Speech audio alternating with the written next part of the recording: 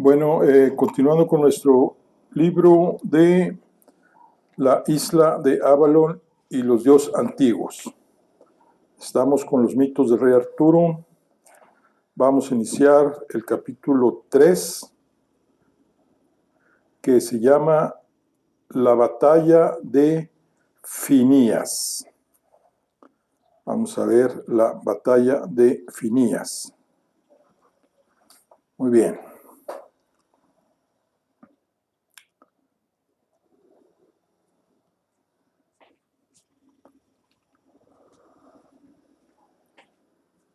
Dice, Nuada Airjadlam ascendió hasta lo alto de la muralla para observar cómo el ejército de los oscuros enemigos de su pueblo se desplegaba ante las puertas de Finías.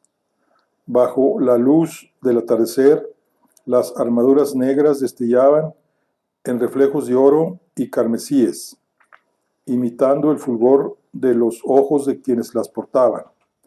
La horda ocupaba la explanada que se abría entre las dos montañas que bordeaban la ciudad y se extendía hasta el lejano horizonte. Las hileras de soldados avanzaban en silencio, por ello aún más aterradoras. El rey sabía que iba a morir. Todos los que lo rodeaban murirían ahí con él a manos de un enemigo que jamás había mostrado clemencia alguna. Hacía mucho que él había hecho las paces con su destino. Nunca había esperado agotar la vida que Danu le había dado.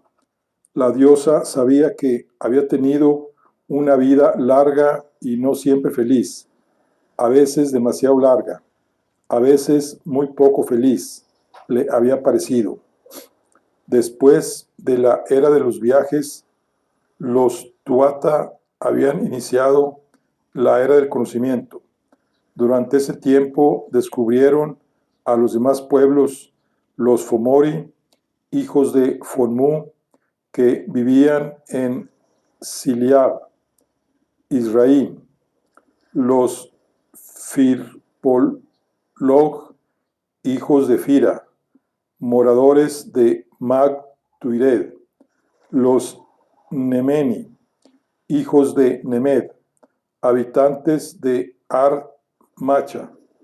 Desde que iniciaron sus tratos con todos ellos, los Tuatha siempre sintieron mayor afinidad con los hijos de Fonmu. Los Nemení les resultaban fríos y extraños, y los Firbolgs eran huraños y desconfiados. En verdadera amistad con los Fomori, el rey Nuada encabezó las fuerzas tatuas para luchar a su lado cuando los Firbolgs les declararon la guerra.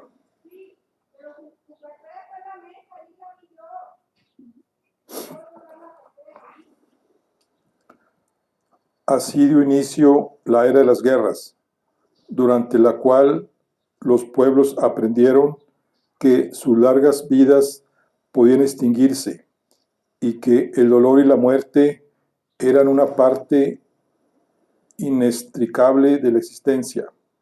Los pueblos dominaron artes que nunca debieron desarrollarse y combatieron hasta que la alianza entre los Fomori y los Tuatha derrotó finalmente a los Firbolg. El precio de aquella batalla fue terrible, pues en ella Nuada perdió el brazo. Entonces fue cuando los Tuatha se sumieron en la oscuridad.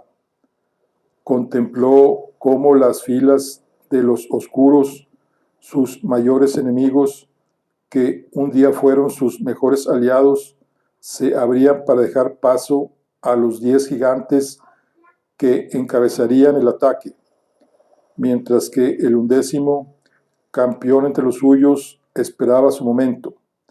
En algún lugar de la horda enemiga estaría uno de los mayores responsables de lo que estaba sucediendo. El mestizo Ber, quien había traicionado a la mitad de su sangre en favor de la otra. Nuada sabía que no podía ganar la batalla, pero él no pedía tanto. De atreverse a alzar una plegaria, rogaría siempre poder acabar con la rata que había roto los votos sagrados de defender a su pueblo, que había hundido a su gente en la miseria. Tras la marcha al exilio de Nuada, el consejo le ofreció la corona a Ber, por cuya sangre Fomori creían ellos que sería posible sellar una alianza permanente entre ambos pueblos. Pocos sabían, la mayor parte de los Tuata, que todo lo sucedido desde la misma decisión de arrebatar la corona a Nuada formaba parte de una conspiración que nadie fue capaz de advertir, una conspiración impulsada por druidas que querían dominar el fuego. Los Tuata siempre habían tenido una relación peligrosa con este elemento. Era uno de los 4 elementos básicos y por lo tanto formaba parte del ciclo de todas las cosas. Sin embargo, los druidas Tuata no podían igualar el dominio que tenían sobre él los Fomori, pues Fonu, la madre de los Fomori, era la diosa de las llamas y la oscuridad, del mismo modo que Danu lo era de las aguas y la vida. Había vida en el fuego. En él se podía encontrar una conexión distinta con el mundo, por un lado frágil y cambiante, pero al mismo tiempo más amplia, como si el fuego permitiera ver la totalidad de las cosas, atisbos del pasado y del futuro que el aire, el agua o la tierra no podía mostrar. Muchos druidas Tuata ambicionaban esa capacidad de evidencia amplificada y habían laborado desde antiguo para favorecer el influjo de los Fomori en Tir Na No. Ahora bien, ni siquiera ellos, los conspiradores, imaginaban lo que iba a suceder. Tan pronto como Ber subió al trono, llamó a las fuerzas invasoras de los Fomori y les franqueó la entrada en el reino. Fue imposible oponer resistencia. Los Tuata se veían enfrentados en guerra civil y contra los invasores al mismo tiempo. Fue el desastre, la ruina definitiva. Perdieron su poder y su autonomía. Fueron reducidos a esclavos. Se les arrebataron las armas a los guerreros y se les prohibió practicar el arte del combate. Se proscribieron la magia y las prácticas de los druidas. El pueblo de Danu se convirtió en un pueblo de sirvientes durante más tiempo del que nadie se atrevió a contar. Pero lo cierto es que jamás abandonaron sus conocimientos y se adiestraron en secreto. Así sucedió hasta que Nuada volvió del exilio, con un brazo de carne y hueso, dispuesto a levantar en armas a su gente.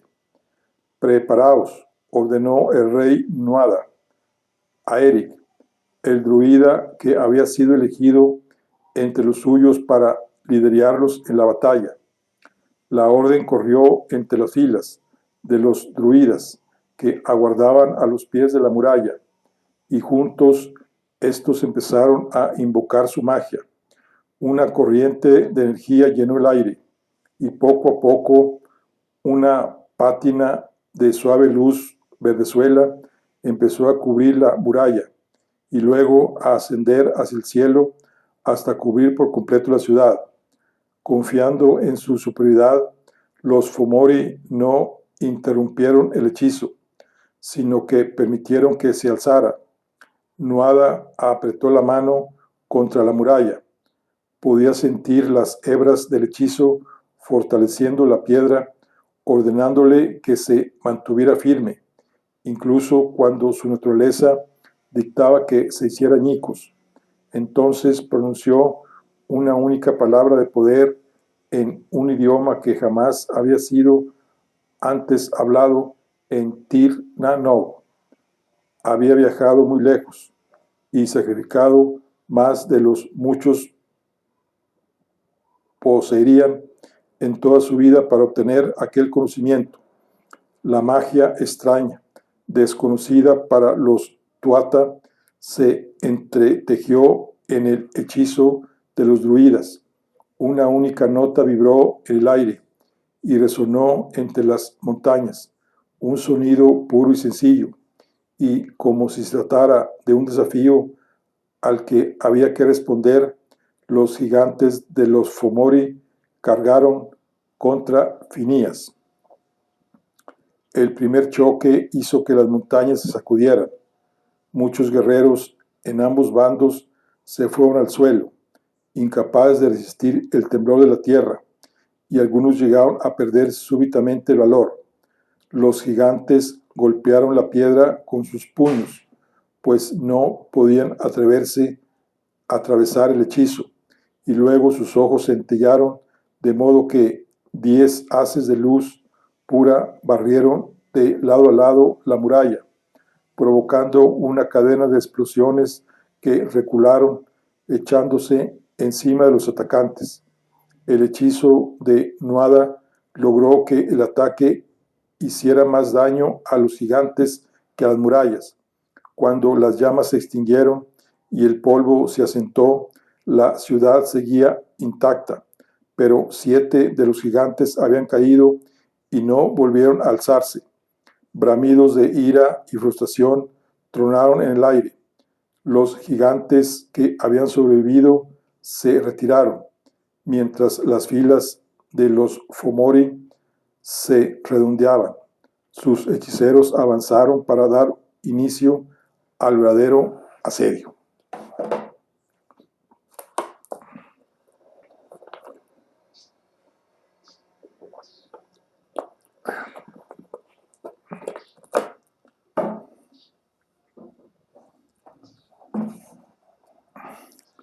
La noche transcurrió en Phineas bajo una lluvia incesante de hechizos de los Fomori. Nuada, a su lado del muro, paseaba entre las filas de sus druidas, asegurándose de que ninguno se excediera en el uso de sus poderes, manteniendo el escudo y que siempre había algún hechicero que estuviera preparado para tomar el relevo. El rey ordenó a sus guerreros de a pie que intentaran descansar, porque pronto llegaría su turno y era necesario que dispusieran de todas sus fuerzas. Skatach permaneció a su lado, ansiosa a causa de la espera antes del combate. El instinto le decía a la jefa guerrera que saliera al campo de batalla, que esconderse tras las murallas carecía de sentido, pues las defensas terminarían cayendo y tendrían que luchar. Sin embargo, entendía la argucia de su esposo. La supervivencia de su pueblo dependía de que los Fomori creyeran que Phineas era el último bastión de los Tuatha, que estos libraban ahí, en aquel momento, la batalla final que se saldría con la extinción de su pueblo, porque después de la derrota no quedaría nadie más a quien perseguir. El amanecer empezaba a romper el manto de la noche, cuando los hechizos Fomori se retiraron. Dispusieron de un largo rato mientras los oscuros reorganizaban sus filas e instalaban sus impresionantes máquinas de asedio, que solo sus gigantes podían manejar. Aquel compás de espera en el ataque entrañaba no poco peligro para el éxito de la estratagema del rey, Ahora que los jefes del ejército de los Fomori habían comprobado que el asalto no sería tan fácil, habrían mandado ya exploradores para reconocer el resto del perímetro de las defensas y recabar información de los alrededores. Tenían que estar alerta ante la posibilidad de que un contingente de tropas que se hubiera mantenido oculto pudiera atacarlos por la retaguardia, pero también determinar de qué recursos naturales disponía aquella tierra, pues bien podía resultar que fuera necesario establecer un campamento. El peligro para Nuada estaba en que cualquiera de esos exploradores podía dar con algún indicio del éxodo masivo de los Tuata hacia el valle de Amachi y, siguiendo el resto, descubrir a los supervivientes que se concentraban ahí. Ahora bien, el rey sabía con igual certeza que una vez bajara el escudo mágico que protegía la ciudad, la resistencia no se prolongaría por mucho tiempo. Tal era el motivo por el que esperaba, mientras el sol se iba alzando con una lentitud agónica por el cielo. Había recorrido decenas de veces a pie, a caballo y a vuelo de pájaro, usando los conjuros de los druidas, el camino desde Finías hasta el valle.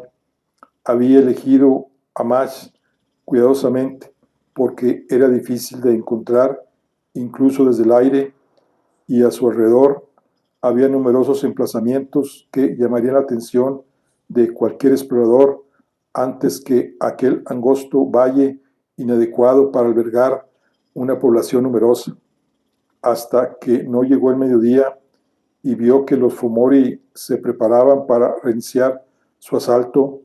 No dejó de tener dudas sobre cuál había de ser su proceder. Ordenó a todos los guerreros y druidas que se dispusieran para la batalla. El plan era tan simple que no ofrecía confusión alguna. Saldrían a luchar y morir, y lo harían llevándose por delante a tantos enemigos como pudieran. Los guerreros de a pie se concentraron frente a las puertas, mientras los druidas ocupaban posiciones en lo alto de la muralla. Incluso a plena luz del día, los cuerpos de los hechiceros resplandecían por la magia que estaban acumulando. Entonces el rey junto a su jefa guerrera, elevó las manos para abrir la puerta de doble hoja que cerraba la muralla. Cuando estuvo abierta de par en par y tuvieron al enemigo delante, en la distancia, el rey desenvainó su espada y alzó la empuñadura de plata ennegrecida donde aún centellaba la magia del último sortilegio, y dando un largo bramido que enardeció a los suyos, salió corriendo a la cabeza de sus guerreros a través de la puerta. Al ver que se abrían las puertas, el ejército enemigo tardó en movilizarse. Los Fomori quedaron sorprendidos por aquella salida de los defensores, que no esperaban en absoluto, pues era poco menos que suicida. Los hechiceros de los Fomori, tratando de volver a la retaguardia, esturbaron a los soldados de infantería que intentaban formar y al mismo tiempo avanzar para proteger a los valiosos druidas. Nuada Airgelams alzó desafiante la hoja de su espada. Era de color de la tierra, similar al óxido, y tenía una pátina oleosa que daba la impresión de estar en constante movimiento, fluyendo y cambiando de forma. Había sido una buena compañera de viaje desde que había dejado la espada del sol atrás junto a su anterior vida. Sabía que su estimada Claidehams, Luis, estaría en buenas manos con Dalha, que la necesitaría mucho más que él. Fijó su vista en el horizonte y, ante la mirada acongojada de un ejército demasiado enorme para reaccionar con agilidad, ordenó a los últimos guerreros de Tir-Na-No que cargaran contra la desordenada vanguardia enemiga. Mientras sus guerreros corrían detrás de él, Nuada sintió en su propia carne el escalofrío de casi el centenar de druidas tuata de las murallas, librando a la vez todo su poder, sin contenerse en absoluto, como pocas veces tenían ocasión de hacer en su existencia, ofreciendo su propia vida para invocar la magia más primaria y poderosa que el mundo había visto desde su nacimiento. El cielo sobre sus cabezas se oscureció de repente, y con un temblor profundo y real, la tierra empezó a sacudirse, más allá de un sol que se había vuelto negro y de unas nubes espesas y llenas de presagios. Un silbido ensordecedor hirió todos los oídos cuando una enorme roca envuelta en llamas se precipitó desde las alturas y se estrelló contra las tropas de los Fomori, haciendo que se elevara del suelo una tormenta de esquilas de piedra, polvo, sangre y vísceras y miembros despedazados. Una oleada de viento cálido pero cargado de una intensidad repulsiva agitó las ropas del rey en su carrera hacia las desordenadas filas de los oscuros donde se extendía el caos, como si cabalgaran al lomo del desastre. Siendo sus propios jinetes, los guerreros tuata chocaron con la negra infantería enemiga en medio de la explanada, con un resonar de metal y un estallido de sangre, y pronto las líneas se rompieron para formar un tumulto. Cuando el eco del impacto causado por la primera bola de fuego empezaba a desvanecerse, un segundo silbido hendió el aire, y a este le sucedió otro, y otro después, viéndose atacados por todos los flancos desde el cielo, y en el campo de batalla los Fomori no sabían cómo responder. Órdenes desconcertantes corrían arriba y abajo, mientras los soldados se preocupaban más bien de enfrentarse con el peligro más cercano. Y así, durante un momento de esplendor en los anales de aquel mundo, la destrucción llovió del cielo sobre el orgulloso ejército de los oscuros, masacrados por la magia de los tuata de Tanán, pero también por su acero, que hendía las filas de la infantería a uno y otro lado, causándoles terribles daños. Sería solo un instante, bien lo sabía Nuada Aihadalam, mientras descargaba su espada y su brazo tatuado, cegando miembros y aplastando cabezas de enemigos. Uno a uno, los druidas defensores se iban desplomando, dando su vida al ser consumidos por su propia magia, para alcanzar una venganza y una redención largo tiempo ansiada. Y también caían guerreros en el campo de batalla, arrasados bajo la marabunta de un contingente mucho más numeroso. Cada vez que veía un caído, Nuada sentía su muerte como una lanza que le atravesaba el pecho. Esas heridas del alma alimentaban en él una furia y un frenesí que jamás había conocido, y le hacían rugir su desafío mientras se abría paso entre los Fomori, atravesándolos con su acero, con todo el dolor que había contenido durante una era completa del mundo. Skach iba detrás con sus guerreros más fieles, dejando un rastro de muerte. Así fue como, llegado un momento, se encontraron solos en medio del campo devastado, sembrado de cadáveres jadeantes y bañados con la sangre de sus enemigos. Los Fomori habían reculado. Ya la última partícula de magia de los tuata se desvanecía, y el último proyectil de fuego ardía en la retaguardia del ejército oscuro. Habían caído todos los druidas en lo alto de las murallas. Por fin, las órdenes de los jefes Fomori empezaban a llegar ordenadamente, y el ejército oscuro intentaba recomponer sus filas en una segunda línea más alejada. Resullando, Nuada miró a Skatach. Ya no tenía el apoyo de la magia. La batalla quedaba en manos de su acero y de sus brazos esforzados, pero el enemigo solo comenzaba a reagruparse. Golpear ahora podía ser decisivo. Aquel sería un momento de gloria. Al bramido de su rey, se lanzaron a la carga contra la segunda línea de los Fomori, apenas 1 millón de guerreros, ataviados con el azul de los Tuatha de Danann y entonando los gritos de guerra que en el pasado habían infundido terror en sus enemigos. Mientras hacían trepidar el suelo con sus botas, adoptaban la forma de una flecha, en cuya punta se hallaba el brazo tatuado de su monarca. Por segunda vez en aquella mañana aciaga, los guerreros que no tenían nada que perder se clavaron en las filas enemigas, atravesándolas y regándolas de sangre. Llegaron como un verdadero ariete y su avance fue implacable al principio. Su empuje salvaje rompió el contingente enemigo y penetró en él con tal fuerza que los cuerpos caídos se apilaban a su alrededor, dificultándoles que los flanquearan. Nuada y Skatach iban delante, furiosos y terribles, reyes de la antigüedad, guerreros bendecidos por Danu. Fue entonces cuando Ber salió a su encuentro.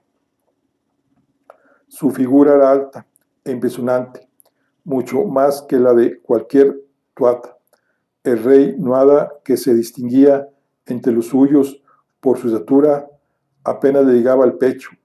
Ber avanzó por el campo de batalla, su armadura negra brillando como si la hubieran esmaltado.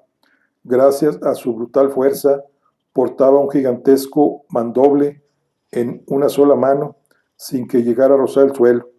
Detrás de él avanzaban sus hijos y su guardia personal, dispuestos a hacer pagar a los Tuatha la humillación sufrida, cuando el regreso de su legítimo rey, que nunca debió ser expulsado, los obligó a retirarse de Tir Na No. Skatach gritó una orden, y la confusa masa de guerreros formó en una compacta falange para hacer frente a los atacantes. Nuada se mantuvo un paso por delante de sus soldados, con la jefa guerrera a su lado. Hubo un instante de silencio, como si el mundo esperara en calma que alguien diera el siguiente paso. Luego, con un rugido, los Fomori se cerraron alrededor de los Tuatha. Nuada permaneció quieto mientras sus guerreros respondían al desafío de sus enemigos y cargaban a su vez contra ellos. Al igual que él, Ber y sus hijos esperaban. Cuando un soldado Fomori, muy rápido y audaz, llegó hasta él, Nuada le cegó la vida con un rápido golpe sin apartar la vista de los ojos de su enemigo. Seguida de un grupo de sus mejores combatientes, Skatach se abrió camino encarnizadamente a través de la guardia de honor de Ber. Luego, cuando estuvo frente a él, le salieron al paso los hijos del traidor, que se lanzaron a la refriega usando a su favor la descomunal talla que habían heredado de su padre. Sin duda podían ser contrincantes formidables, pero Skatach era la mejor combatiente de los Tuatha, ligera pero implacable, cruenta a cada golpe. Se movía tan rápido y con tal agilidad a su alrededor que parecía que danzaba, encontrando siempre un hueco en la guardia y la armadura de sus enemigos. Les hundía la espada en la frágil carne, obligándolos a retroceder. Nuada se percató de que a Ber se le criptaban los nervios. Había perdido a 2 de sus hijos a manos de los Tuatha durante la expulsión de los Fomori, y no parecía bien dispuesto a perder a los demás. A pesar de la confianza con la que se había lanzado el ataque, empezaba a darse cuenta de que ni siquiera sus 3 hijos eran rivales para una guerrera de la talla de Escartachi. Cuando el mayor de los tres cayó tras recibir una profunda herida en el costado, Ver no pudo seguir conteniéndose. Alzó la espada y cargó contra Escartachi, que luchaba sin prestarle atención. Nuada cruzó el campo de batalla como un relámpago, la magia haciendo chisporrotear su brazo recobrado, y cuando el traidor iba a atacar a su esposa, alzó la espada y bloqueó su golpe con el filo. El rey había recreado aquel momento en su imaginación incontables veces. Había soñado con las palabras que le dirigiría cuando tuviera delante al bastardo que había entregado a su pueblo a la esclavitud y a la miseria. Había pensado en cuál sería la forma más hiriente de afrentarlo, la puñalada con la que atravesaría su corazón y resquebrajaría su ánimo batallador. En aquel momento, sin embargo, no tenía palabras, solo odio, un odio puro. No era momento de hablar. Lo que hizo Nuada fue apartar el espadón de Ver para salir por su costado, y mientras daba un paso para separarse de él, alzar la mano y lanzar el hechizo que había estado preparando en los últimos momentos. Se produjo un breve destello azulado en su palma, que empujó a Ver unos cuantos pasos, golpeado con fuerza. Con todo, el traidor no tardó en recomponerse y mirar a su oponente con suficiencia. La expresión de Nuada permaneció inalterable, la mirada fija en el otro. Aferrado a la empuñadura de la espada con fuerza, los pies afianzados, los tatuajes de su brazo brillaban con tonos violáceos, mientras sus labios murmuraban palabras solo para sus oídos. Ver dio un paso hacia él antes de darse cuenta de que ocurría algo inusual. Se oyó un primer crujido que pasó desapercibido en el caos, pero luego, con un segundo crujido mucho más fuerte, se abrió una profunda grieta en el peto de su armadura. Ver miró incrédulo su pecho. Un millar de grietas requebrajaban ya toda la superficie de metal. Gritó cuando el poder del hechizo empezó a hacerse más intenso a su alrededor, presionando el breve espacio que había entre él y la armadura. Un instante después, el metal cedió y se separó, deshaciéndose en una lluvia de esquirlas que salió despedida en todas direcciones. Ahora bien, cuando se alejaron apenas un par de palmos, los fragmentos que habían eclosionado detuvieron su vida, permanecieron quietos en el aire por un instante y luego se precipitaron como flechas contra el cuerpo indefenso del mestizo. Nuada no le dio cuartel, consciente de lo que era capaz de hacer si se le permitía un momento para recuperarse. Incluso mal herido y cogido por sorpresa, aquel traidor que los había oprimido durante años era un rival formidable. Se abalanzó contra él con la espada en lo alto y la descargó con toda su fuerza buscando su cuello. El otro reaccionó en el último momento, interponiendo su mandoble para desviar el golpe. Ver se alzó con la ropa hecha trizas, el cuerpo ensangrentado y lleno de heridas. Su mandoble vibró cuando él lo hizo descender para cortar a su oponente en dos. Nuada se sustrajo al poderoso filo que caía como un alud, poniéndose fuera de su alcance. Como vio que Ver, muy mal herido, tenía que esforzarse para volver a levantar su enorme espadón, Nuada entró de nuevo en su espacio y fue a clavarle hábilmente su acero en el vientre. Pero el otro anticipó su intención e intentó hacerse a un lado. Con todo, encajó un tajo infame que le salió al costado. Lanzó un bramido ensordecedor en la cara de Nuada y luego se apartó de él. El rey de los Tuatha vio el miedo en sus ojos, en aquellas ascuas rojas llenas siempre de maldad, y un hambre insaciable, pero también una aversión sin límites, inigualable, Intentó alcanzarlo de nuevo, mientras el otro daba órdenes a su guardia para que retrocediera. Aún Nuada logró herirlo en más de una ocasión, haciéndolo recular cada vez más a la esperada, antes de percatarse de que una muchedumbre enemiga acosaba a Escatach. Ver y sus hijos se retiraron, protegidos por los que quedaban de su guardia, mientras los soldados de a pie, los Fomori, llegaban desde todas partes, acorralando a los Tuatha. Nuada rugió su frustración, maldijo la cobardía del traidor y se maldijo a sí mismo por no haber pensado que sería capaz de huir de un combate singular en medio de una batalla. El honor carecía de significado para él. De pronto desgarró el aire un chillido atronador, 1000 veces peor que el de cualquier gigante de los Fomori, tan duro y requebrajado que hizo temblar el suelo del campo de batalla y crujir las montañas que parecieron a punto de venirse abajo. La horda de los oscuros se separó, dejando a los últimos guerreros Tuatha en medio del cementerio en que se había convertido la llanura ante Phineas, mientras una mole avanzaba hacia ellos con paso lento. No le hacía ninguna falta apresurarse, pues los Tuatha no tenían a dónde huir, y cuando él llegara, la acción duraría muy poco. Hacía por fin su aparición Balor, el campeón de los Fomori.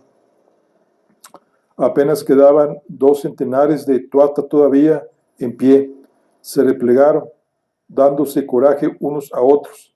Escatach se erguía entre ellos y, como si hubiera nacido para aquel momento, daba órdenes precisas mientras invocaba su magia para curar las heridas de aquellos que todavía podían luchar y tratar de infundirles valor guerrero para lo que estaba por llegar. Morirían luchando juntos. Cuando cantaran canciones acerca de la última resistencia de los Tuatha de Danann ante Balor, los bardos no podían decir que les temblaron las piernas o les flaquearon las fuerzas sin faltar la verdad. Mientras Balor avanzaba por la devastada llanura, los Tuatha se desplegaron para plantearle cara. Separados no serían un objetivo, sino varios.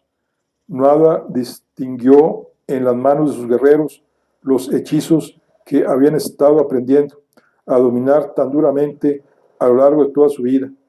El rey alzó la vista al cielo y por primera vez en mucho tiempo se dirigió a la Gran Madre. Danu murmuró: tus hijos libran una batalla perdida. Si todavía estás ahí, si nuestros enemigos no han sido capaces todavía de lograr su objetivo, te suplico que nos concedas la poca fuerza que te queda. Ya estamos muertos y nuestros corazón lo ha aceptado, pero quizá si nos asistes tengamos la oportunidad de causar una herida a los Fomori de la que nunca se recuperarán. Una brisa caliente y hedionda acariciaba la cara. No hubo ninguna respuesta a su invocación, ni tampoco él esperaba. Danu estaba librando su propia lucha, de la que tampoco podría salir vencedora. Había sido demasiado generosa con sus hijos, había compartido con ellos demasiados dones y demasiado poder. Era mucho más débil que Fonmu, la diosa del fuego y la sombra. También Danu moriría. ¿Acaso estaban todos condenados? Si así había de ser, él sería satisfecho, pues estaba convencido de que su estirpe iba a perdurar. Escatach se situó a su lado, buscando sus ojos. Nuada no vio en ella la certeza de la derrota y de la muerte, que él sí tenía muy clara. La mayor guerrera de los Tuatha de Danann no se rendiría jamás. Nunca abandonaría la idea de que era posible derribar al enemigo, al menos a uno más antes de morir. el marido tocó la mejilla de su esposa y le dijo aquellas palabras hermosas que renovaban sus sentimientos y que por desgracia le había dirigido tan pocas veces. Ella sonrió y respondió con la misma afirmación.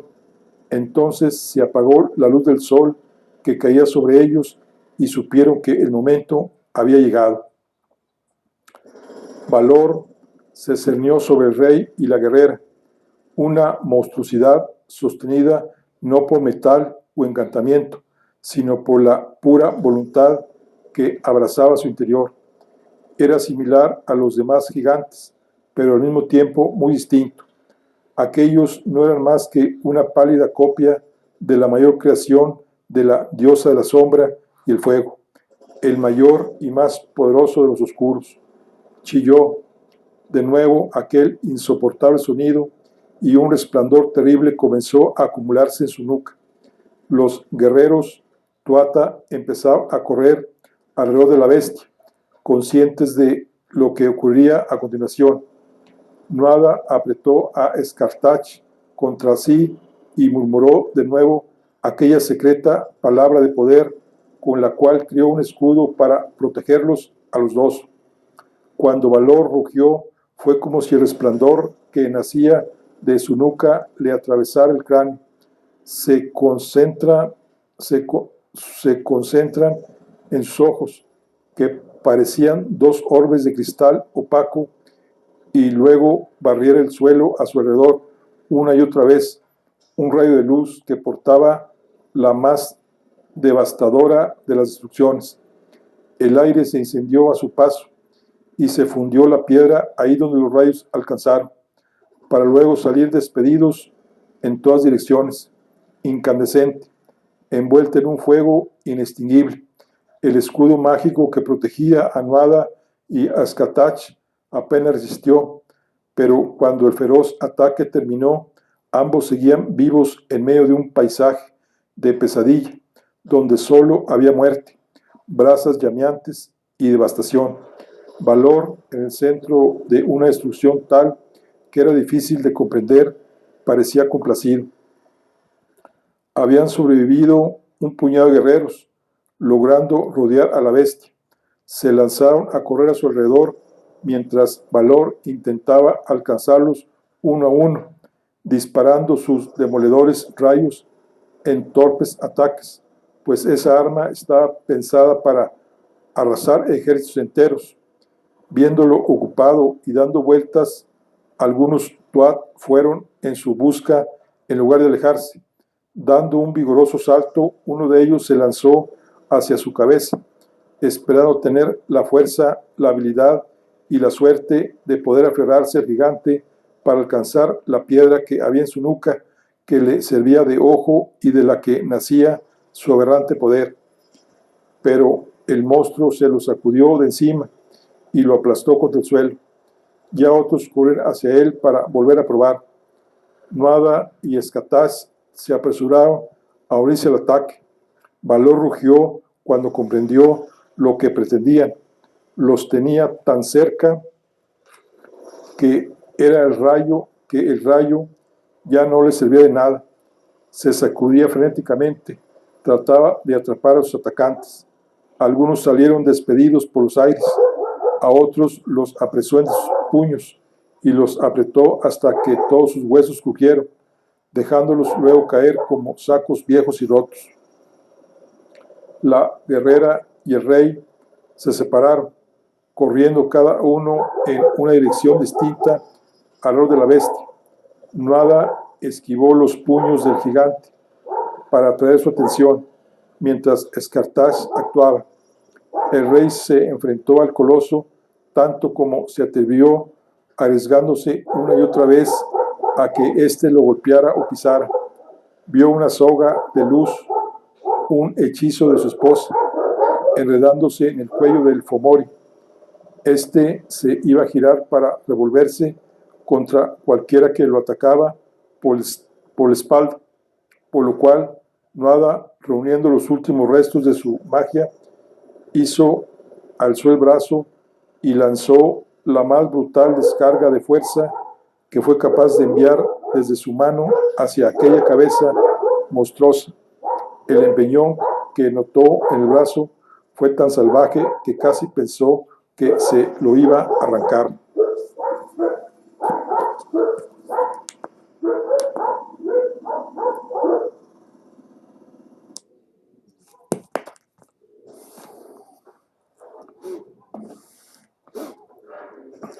Valor encajó el terrible impacto, dando unos pasos atrás, pero ante la desesperación de Nuada, no tardó en recuperarse y volverse hacia quien tenía detrás, Escatach. El coloso trató de alcanzar a la guerrera, sin embargo, ella era demasiado rápida y obligó al gigante a girarse con brusquedad, hasta tal punto que trastabilló por un instante. La esposa y el marido cruzaron una mirada en la distancia, cada uno a un lado del monstruo. Si ella no podía alcanzarlo, tendría que ser él, parecían decirse. Entonces, ante la vista de Nuada, sucedió lo que el rey tanto había temido. Llegando desde la retaguardia, una saeta de fuego atravesó el campo de batalla, trepidó por el aire al pasar entre las piernas de Valor y se hundió en el pecho de la guerrera, atravesándola de lado a lado. Escatach cayó de rodillas y luego se derrumbó en el suelo. Valor y Nuada bramaron al mismo tiempo, con el mismo enojo, si bien por motivos distintos. Llegaban los hechiceros Fomori para proteger a su campeón, aunque aquello supusiera incurrir en su ira. Un sentimiento inesperado colmó el pecho de Nuada. Quería la muerte, la quería más que nada en el mundo. Morirían cuando antes para irse a reunirse con su esposa. Era el último de los resistentes que quedaba vivo. Todos habían cumplido con su cometido. Era hora de entregarse a su destino, pero una vez más no lo haría sin causar el mayor daño al enemigo.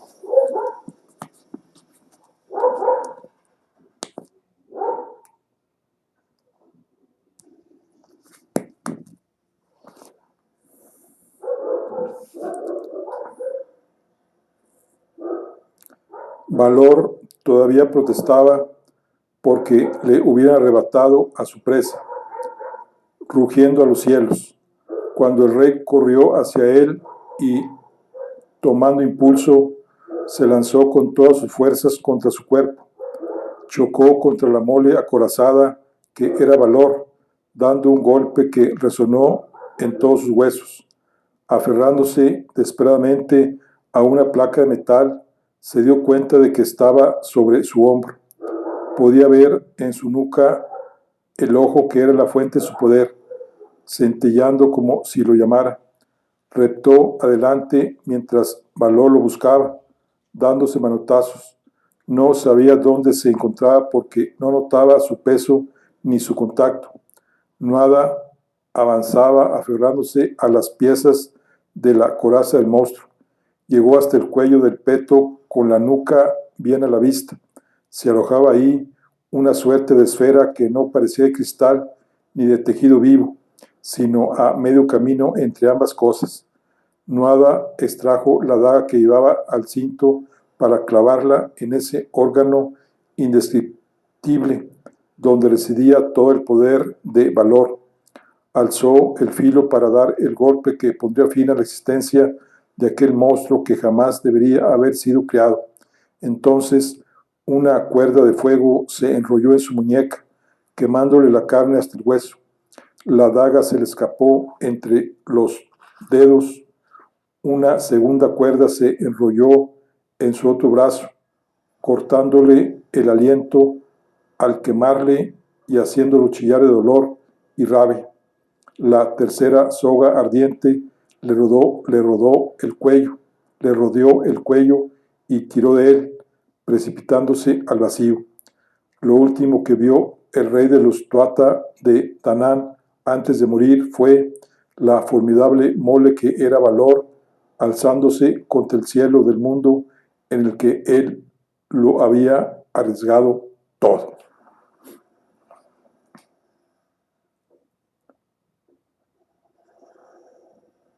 Bueno, aquí concluimos la charla del día de hoy.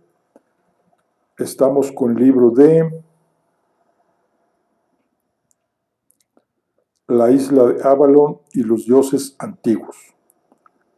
Nos vemos en la siguiente. Hasta luego.